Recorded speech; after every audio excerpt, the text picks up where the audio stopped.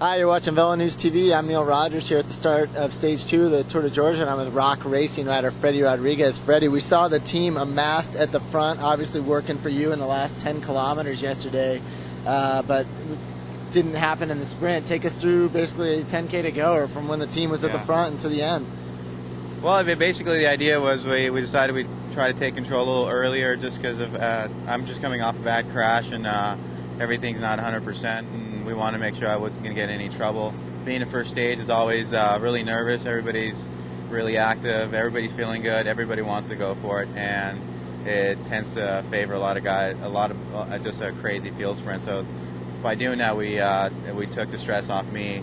The only problem is maybe it was a little bit too easy of a race, and the swarm came fast, and when a swarm came, it was a lot of guys, and we could keep control at that point. But you know, it's the first race out. It's always I usually don't do well in the first stage here, and so I feel confident that my body's feeling better, the team's feeling strong, we're motivated. You know, I'm really gunning to win the stage.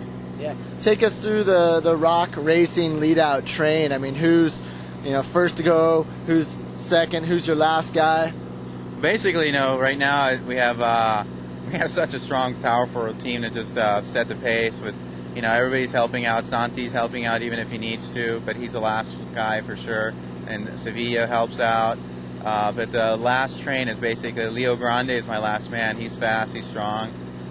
He knows how to race here in the U.S., so he's my last man. Then I have Victor and just a couple of the other guys that will do the last bit. You know, the kick, the high-speed kick, and then it's basically up to Leo Grande and myself to lay it on the line at the last 500 meters of the race. Talk a little bit about the Tour de Georgia. I believe you hold the record for the most stage wins at this race. Is it 4? Is that right? Yeah, 4 so far. I think I've had 4 stage wins and podiums probably about 10. So it's a good race for me. Somehow, seriously, every year I've come here, I've always come here with kind of like head down, going like, you know, things haven't been going well. I've had a crash, gotten sick, and you know, I don't know if it's being in Georgia, the good weather, being back home and racing at home, and I just, you know, I get that energy, that inner energy, and always pull something off. We're about to start stage 2. It looks like it's going to be another field sprint. You know, obviously, probably see a break and see it come back. It's a flat finish. So the team will be riding for you again. Is that going to switch later in the week? I mean, with guys like Botero and Sevilla as GC favorites, are we going to see you ride in the wind come Thursday, Friday? Well, you know, the stage that I won last year was Delanga, and it's a hard stage, a couple mountains. So I think I'm still a favorite to do well there, and that's probably the semi-hardest stage next to the Brassbound Mountain, Brassball Mountain. What's it called? Brassdown Ball. Brassdown Ball. Yeah, it's not my favorite stage, so I really don't know. You block those memories out.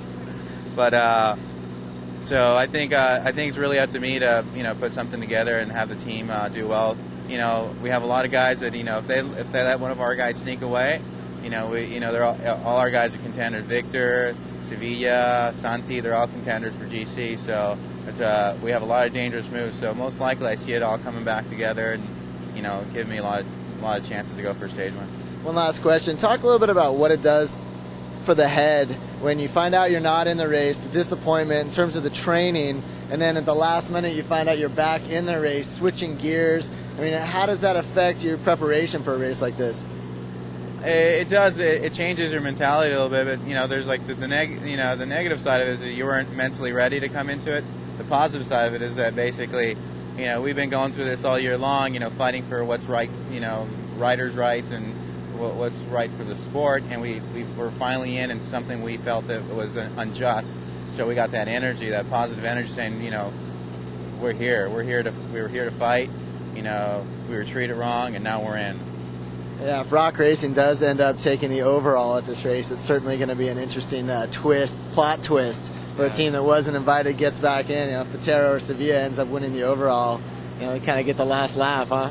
Well, it's not about getting the last laugh. I think it's about proving what we came out to do. From the beginning, we talked about, the expectations of what we wanted to do. There was all this chatter about what people thought we were doing, and which wasn't reality. So here we are now to prove what reality is we have some of the top riders in the world to race and to try to win races. All right, Freddie, we'll look for you on the podium after the stage. All right, thanks, man. Thanks.